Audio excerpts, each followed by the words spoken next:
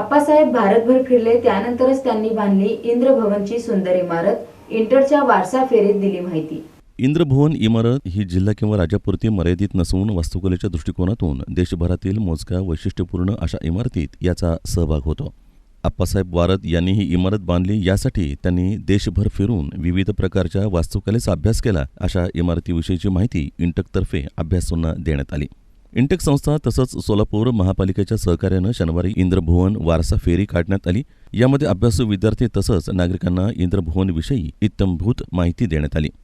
याच्या बरोबर समोर येतं ते जिथून तर आता इथे हे बघा तुम्ही, ही बाजू एवढी डेकोरेट करण्याचं कारण नव्हतं, कारण मागची बाजू आहे.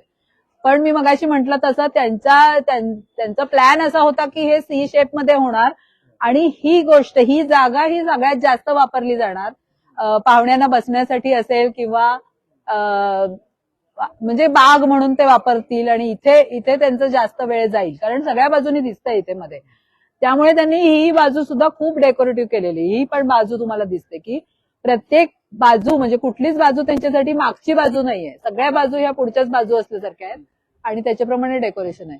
दरम्यान सोलापूरच्या नागरिकांना आतून आणि बाहेरून पाहण्याकरता विशेष परवानगी घेऊन ही वास्तू उपलब्ध करून देण्यात आली आहे. 17 जून हा आप्पासाहेब वारद यांचा 175वा जन्मदिन. त्याचं औचित्य साधून वारसा फेरीचं आयोजन करण्यात आलं होतं. आर्किटेक्ट सीमांतिनी चाफळकर आणि इंटॅक सहसमन्वयिका श्वेता कोठावळे आणि इतिहास अभ्यासक नितीन आणवेकर यांनी उपस्थितांना मार्गदर्शन केलं. इंद्रभवन या इमारतीमध्ये भारतात असलेल्या विविध प्रकारच्या वास्तुशैलीचा वापर करण्यात आल्याचं यावेळी सांगण्यात आलं.